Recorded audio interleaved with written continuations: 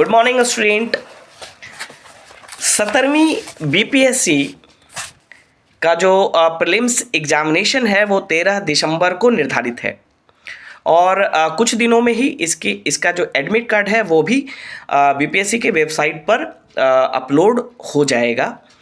तो बहुत ही कम समय बचा हुआ है, 10-11 दिन हमारे पास हैं। ऐसे में आशा यह है कि आपने जो बेसिक कॉन्सेप्ट है, बेसिक सब्जेक्ट हैं, ज्योग्राफी, पॉलिटी, इकोनॉमिक्स, है ना, हिस्ट्री, बिहार स्पेशल साइंस, ये आपने अच्छे से किया होगा। लास्ट टाइम में आपको सिर्फ और सिर्फ रिवीजन करना है और साथ ही साथ प्रीवियस ईयर क्वेश्चन सॉल्व करने हैं, ये 2 काम करना है। और कुछ ऐसे टॉपिक, इंपॉर्टेंट टॉपिक हैं जो एग्जामिनेशन के लिए बहुत ही इंपॉर्टेंट होते हैं, उसको आपको रिवाइज करना है।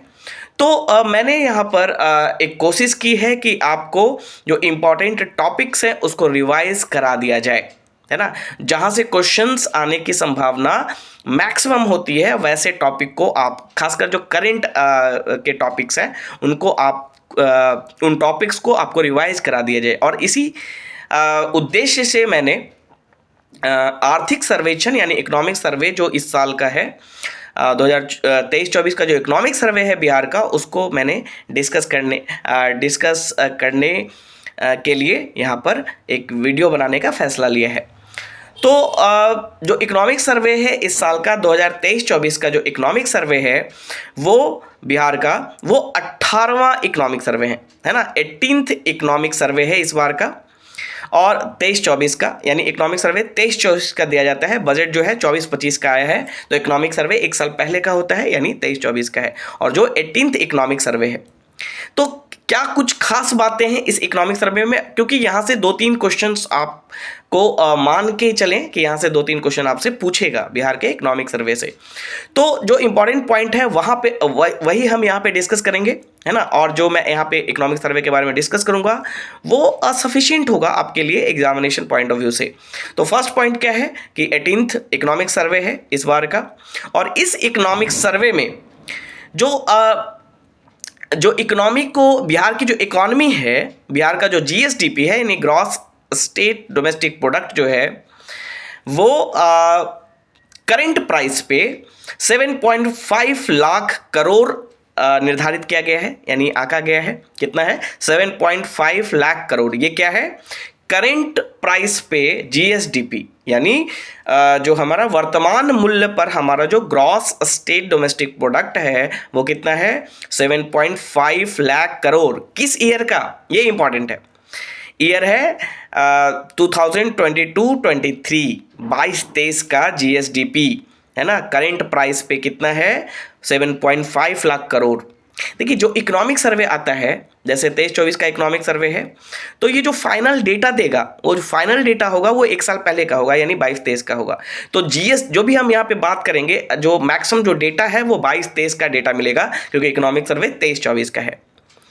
तो फर्स्ट इंपॉर्टेंट डेटा है कि जो बिहार की जीएसडीपी है वो 7.5 लाख करोड़ है करंट प्राइस पे, और कांस्टेंट प्राइस पे यानी स्थिर मूल्य पे ये जो वैल्यू है जीएसडीपी का बिहार का 2022-23 का वो है 4.4 लाख करोड़। 7.5 लाख करंट प्राइस पे और 4.4 लाख करोड़ ये कांस्टेंट प्राइस पे। दोनों में क्या अंतर होता है? करंट प्राइस में जो इन्फ्लेशन का, जो मुद्रास्फीति का जो इफेक्ट है उसको भी शामिल किया जाता है ना। यानी देखिए जो भी हम वैल्यू कैलकुलेट करते हैं वो करंट ईयर से कैलकुलेट किया जाता है जीएसडीपी का, करंट में कितना वैल्यू है। लेकिन जब कांस्टेंट प्राइस पे निकालते हैं तो बेस ईयर से कैलकुलेट करते हैं, जो बेस ईयर 11-12 है ना। तो कांस्टेंट पे कितना है? 4.4 लाख करोड़। और वृद्धि की बात करें तो पिछले साल की अपेक्षा यानी 21-22 की अपेक्षा 22-23 में जो वृद्धि हुई है वो करंट प्राइस में कितनी वृद्धि हुई है? 15.5%, यानी 7.5 लाख करोड़ जो हमारा जीएसडीपी है करंट प्राइस पे वो कितने से बढ़ा है? पिछले साल की अपेक्षा 15.5% से बढ़ा है। और कांस्टेंट प्राइस में जो वृद्धि हुई है 21-22 की अपेक्षा 22-23 में जो कितना हो चुका है? 4.4 लाख करोड़, उसमें कितनी वृद्धि हुई है? 10.6।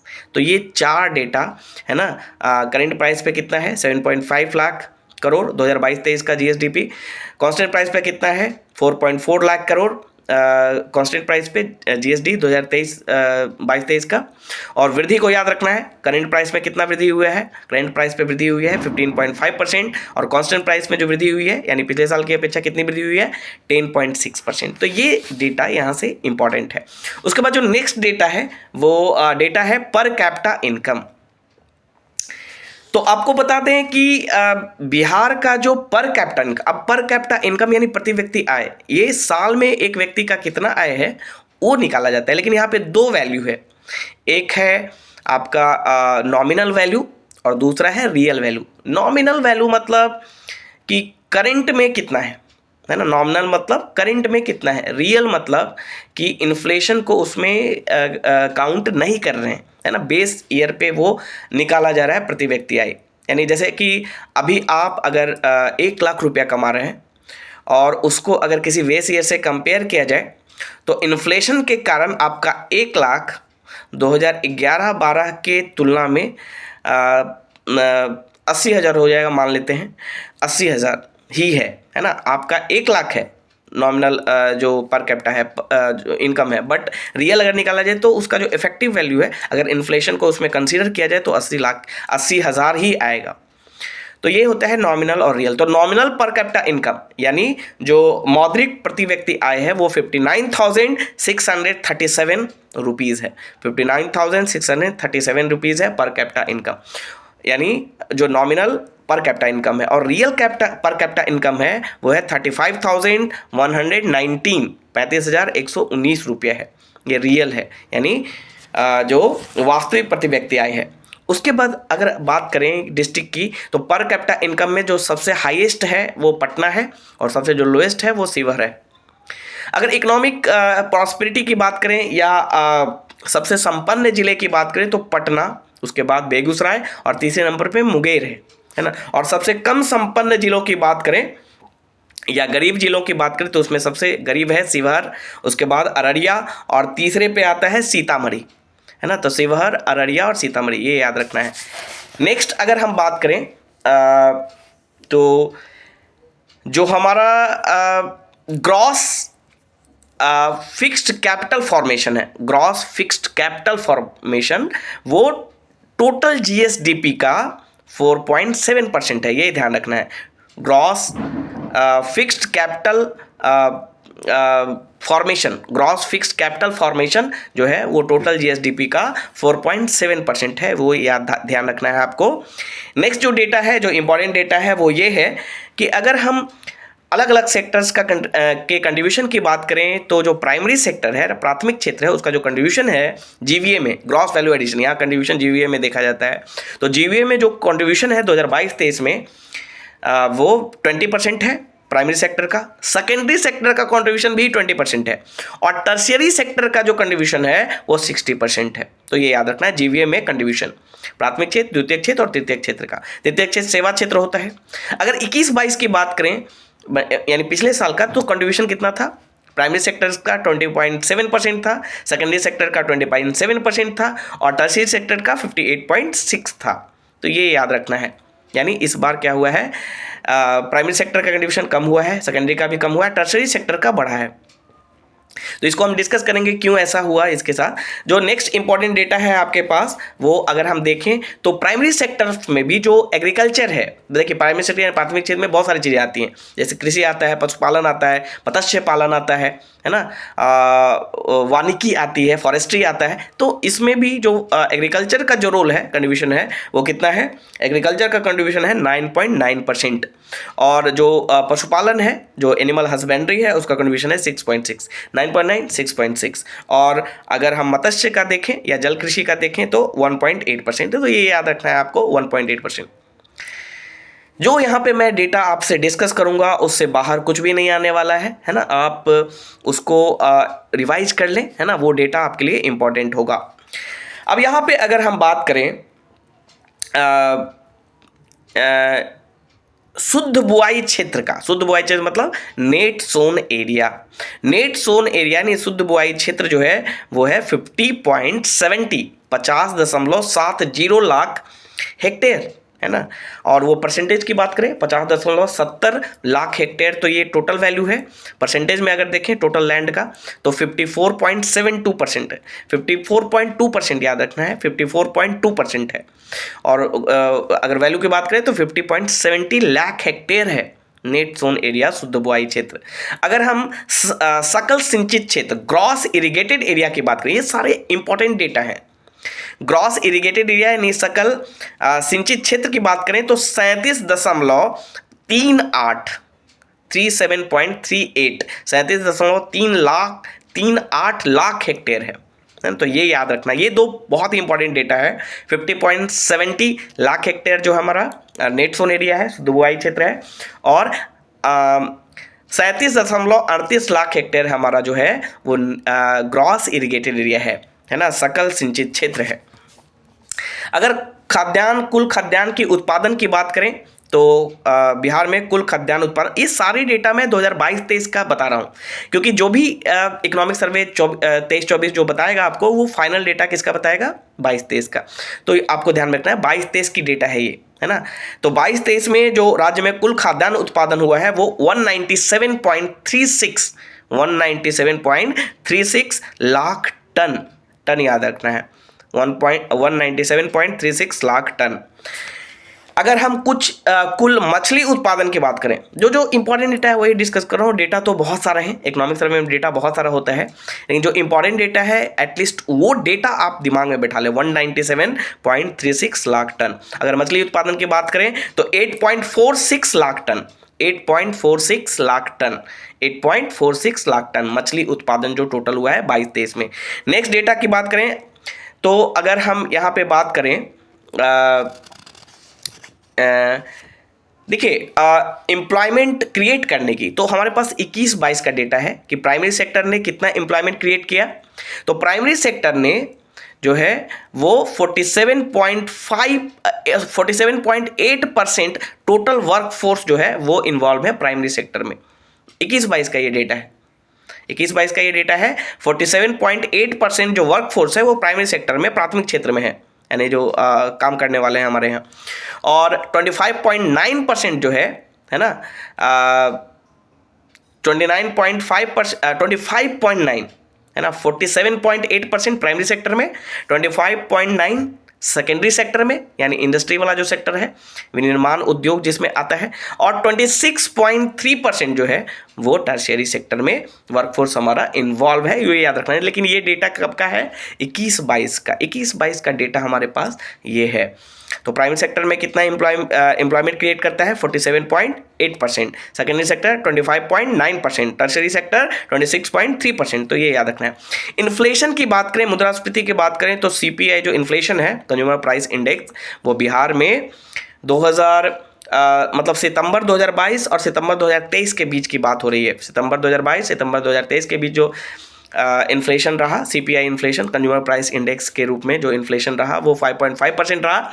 रूरल एरिया में 5.5% और अर्बन में 5.6, ये याद रखना है। ओवरऑल 5.5% है ना, सितंबर 2022 से सितंबर 2023 के बीच में।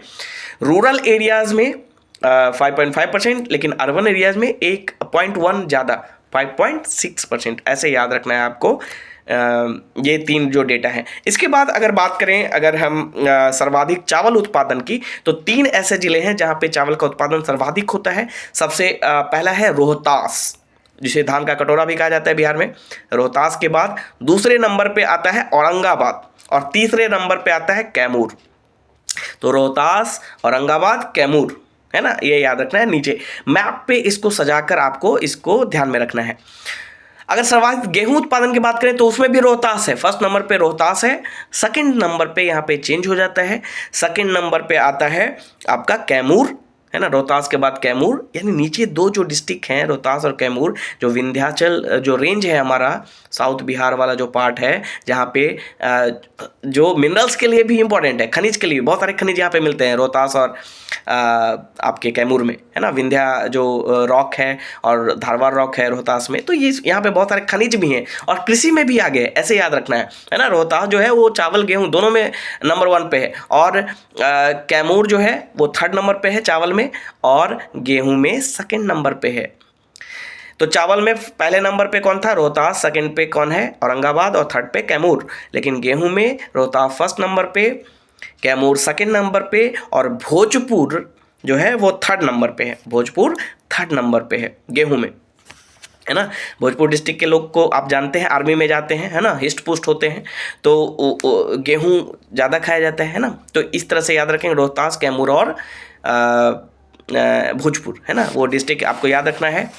उसके बाद सर्वाधिक दाल उत्पादन की बात करें तो दाल में ये कम से कम 3 याद रखना है, चावल, गेहूं और दाल। तो दाल में सबसे ज़्यादा पटना डिस्ट्रिक्ट है, दाल में सबसे ज़्यादा पटना डिस्ट्रिक्ट। उसके बाद सेकंड नंबर पे आता है औरंगाबाद, सेकंड नंबर पे औरंगाबाद, और थर्ड नंबर पे नालंदा। तो औरंगाबाद भी इम्पॉर्टेंट है ना, अनाज के उत्पादन के दृष्टिकोण से अगर देखें तो औरंगाबाद भी हमारा इम्पॉर्टेंट है।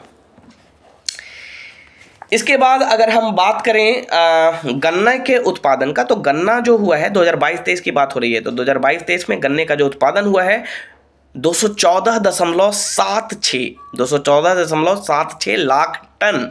और चीनी का जो उत्पादन हुआ है, चीनी का अगर याद रखना है तो 62.74 लाख क्विंटल, 214.76 लाख टन। और चीनी का जो उत्पादन हुआ है 22-23 में वो हुआ है 62.74 लाख क्विंटल, ये याद रखना है, ठीक है। तो 214.76 लाख टन ये आपका गन्ना, और 62.74 लाख क्विंटल ये चीनी, ये 2 चीज़ याद रखना है। उसके बाद अगर हम एनर्जी की बात करते हैं, ऊर्जा खपत की बात करें तो जो 2022-23 में जो ऊर्जा खपत हुई है 378.094 जो है वो ऊर्जा यहाँ पे खत्म हुई है, खपत हुई है। अब यहाँ पे अगर हम पर कैपिटा की बात करें, है ना, पर कैपिटा की अगर हम बात करें, मतलब प्रति व्यक्ति जो ऊर्जा है वो कितना खर्च हुआ है, तो प्रति व्यक्ति जो ऊर्जा खर्च हुआ है 329 यूनिट, ये 21-22 का है, लेकिन ये ध्यान रखना है 329 यूनिट जो है प्रति व्यक्ति जो खर्च हुआ है वो 21-22 में प्रति व्यक्ति यूनिट कितना खर्च हुआ है? 329। और टोटल अगर हम 22-23 का टोटल ले रहे हैं, टोटल में 22-23 का डेटा है हमारे पास, तो 22-23 का जो टोटल जो खपत है राज्य में वो है 378.094 करोड़ यूनिट, 374.094 करोड़ यूनिट। और प्रति व्यक्ति कितना है? 374.094 करोड़ यूनिट, और प्रति व्यक्ति कितना है? 329 यूनिट। ये 21-22 का डेटा है हमारे पास। उसके बाद अगर हम बात करें नगर विकास का, तो नगर विकास में 101 जो है आश्रय गृहों का निर्माण किया गया है। नगर विकास में अगर देखें, अर्बन डेवलपमेंट में बात करें तो 101 आश्रय गृहों का निर्माण, आश्रय गृह मतलब वो मतलब लोगों के रहने के लिए, जो गरीब लोग हैं उनके रहने के लिए 101, इसमें लगभग 3674 बेड हैं। तो 101 याद रखना है ना। 101 जो है आश्रय गृहों का निर्माण हुआ है। उसके अलावा जो SHG है, सेल्फ हेल्प ग्रुप है, उसकी संख्या जो SHG क्या करता है? सेल्फ एम्प्लॉयमेंट क्रिएट करता है। तो SHG की संख्या जो है 87% बढ़ी है। ये बहुत अच्छी बात है। भारत में आजीविका मिशन भी चलाया जा रहा है, जीविका दीदी आपने सुना होगा, सेल्फ हेल्प ग्रुप। तो सेल्फ हेल्प ग्रुप की संख्या कितनी बढ़ी है? 87%। ओके, तो ये चीज़ें याद रखनी है। और कुछ यहाँ पे डेटा है, जैसे अगर हम टेलीफोन उपलब्धता की बात करें तो प्रति 100 व्यक्तियों पर टेलीफोन की जो उपलब्धता है वो 53.6 टेलीफोन प्रति 100 व्यक्ति पर जो टेलीफोन की उपलब्धता है वो 53.6 टेलीफोन की उपलब्धता है। और प्रत्येक तीसरे व्यक्ति को इंटरनेट उपलब्ध है। राज्य में राज्य सरकार ने अभी तक 44 साइबर पुलिस स्टेशन को स्वीकृति प्रदान की है। 44 साइबर पुलिस थाने की स्वीकृति प्रदान की है, जो जून 2023 से चालू है। जून 2023 से सभी ये 44 साइबर जो पुलिस स्टेशन है वो चल रहे हैं। तो ये याद रखना है। इसके बाद अगर कुछ और डेटा देखें यहाँ पे कि लेबर पार्टिसिपेशन रेट क्या है बिहार में। लेबर पार्टिसिपेशन मतलब कितने जो है लेबर वो पार्टिसिपेट कर रहे हैं, तो 50.9% लेबर पार्टिसिपेशन LPR है, लेबर पार्टिसिपेशन रेट यानी श्रम शक्ति सहभागिता दर। श्रम शक्ति सहभागिता दर कितना है बिहार में? 50.9% है। उसके अलावा अगर हम अगर हम श्रमिक जनसंख्या अनुपात की बात करें यानी लेबर पॉपुलेशन रेशियो की बात करें तो वो रेशियो है 48.7%, है ना, 48.7। रेट की अगर बात करें, दर की बात करें तो 50.9% लेबर पार्टिसिपेशन रेट है। और श्रम जनसंख्या अनुपात की बात करें यानी लेबर पॉपुलेशन रेशियो की बात करें तो 48.7% है। तो ये आपको याद रखना है।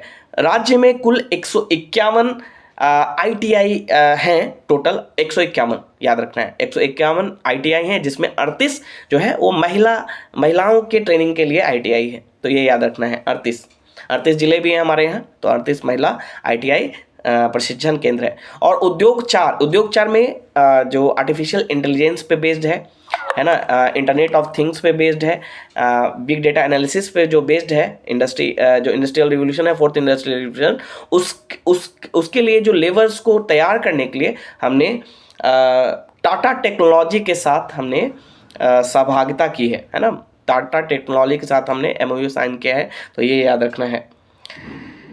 आपको बता दें कि सड़क घनत्व में यानी रोड डेंसिटी में बिहार का जो स्थान है वो तीसरा है। रोड डेंसिटी में बिहार का स्थान क्या है?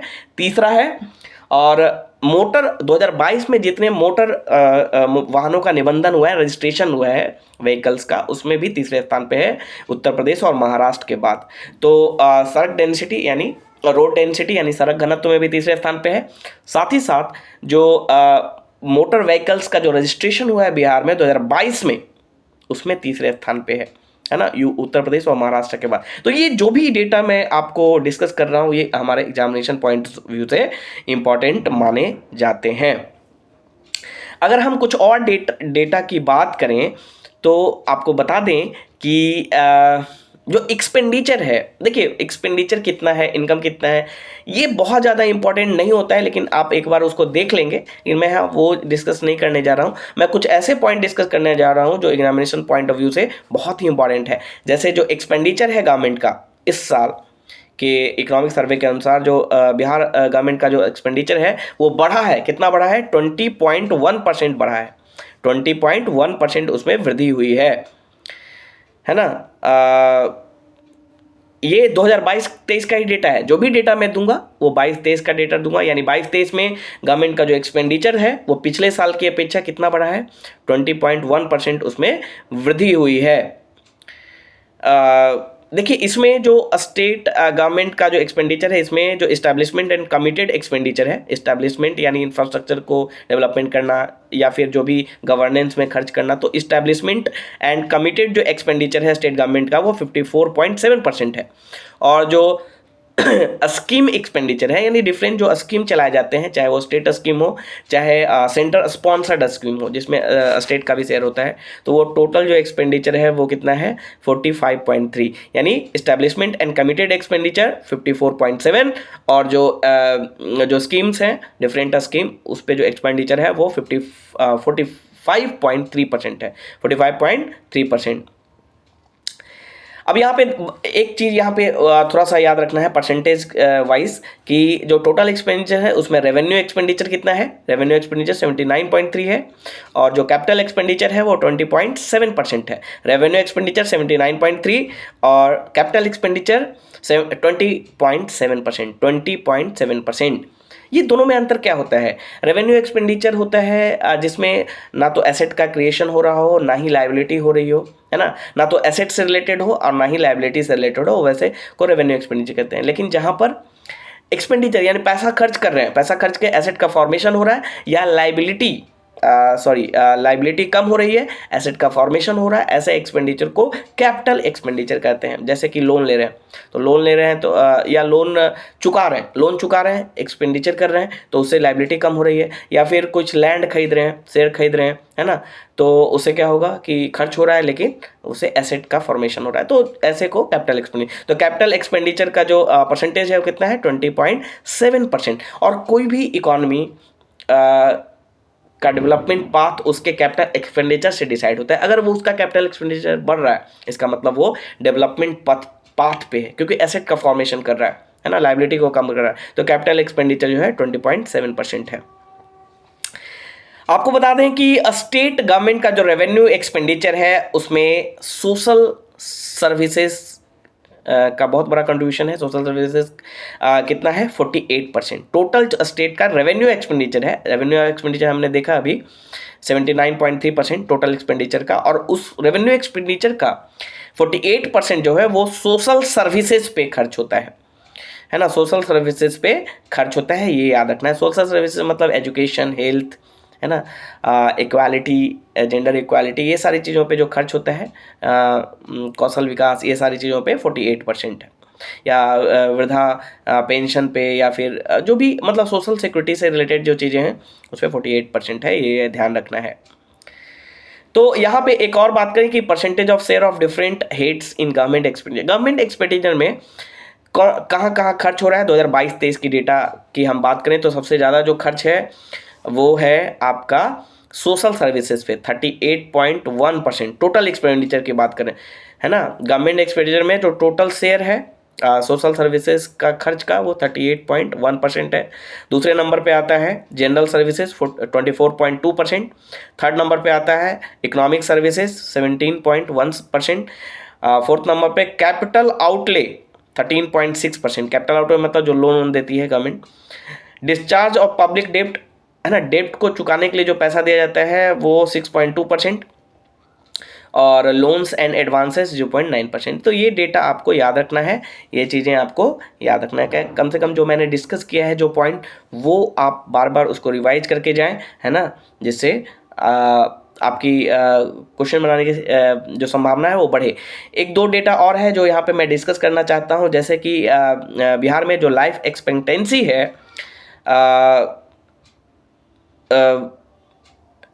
वो 16 से 20 के बीच में, यानी 2016 से 20 के बीच में 69.5 हो चुका है। पहले 2010 से 14 के बीच में ये 68.1 था, 10 से 14 के बीच में 68.1 था, 2016 से 20 के बीच में 69.5 हुआ है, 68.1 से 69.5 हुआ है, यानी ये वृद्धि हुई है इसमें, है ना।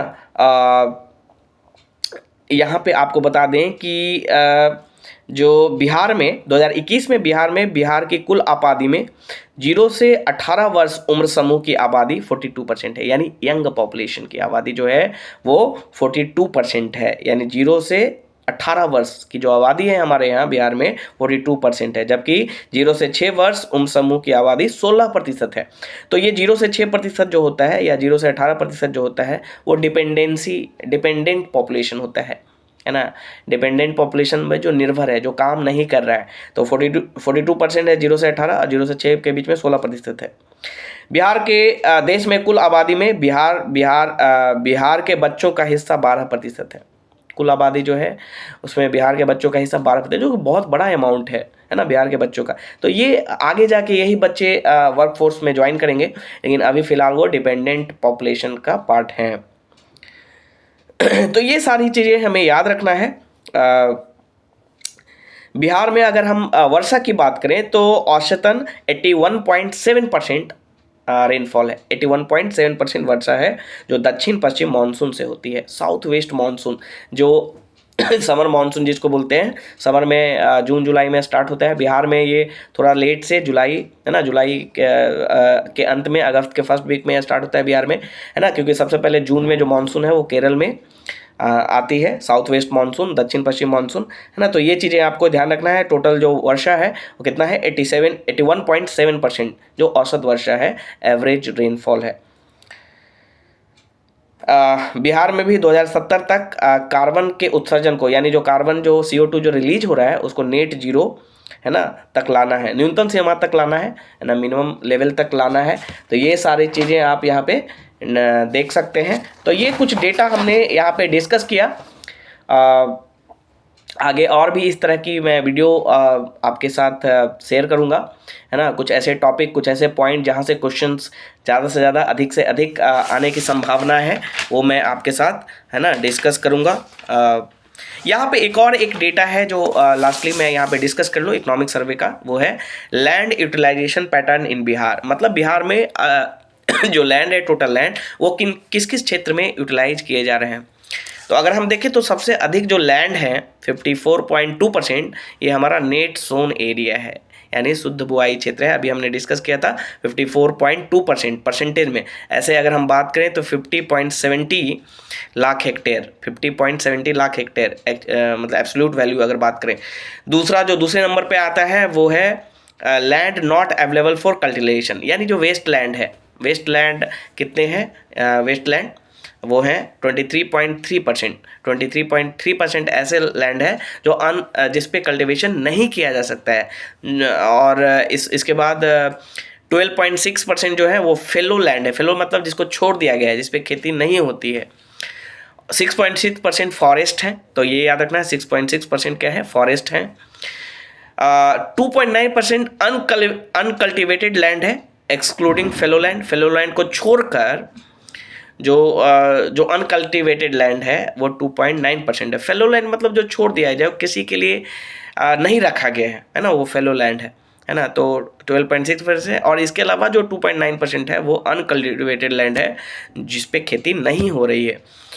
जो कल्चरेबल वेस्ट है वो 0.5% है। तो इसको हम सुधार सकते हैं। कल्चरेबल वेस्ट मतलब इस पे कल्चर किया जा सकता है, जिसे खेती की जा सकती है, लेकिन वेस्ट हो चुका है, तो उसको हम सुधार सकते हैं। वो कितना है? 0.5%। तो ये डेटा आपको याद रखना है, ठीक है।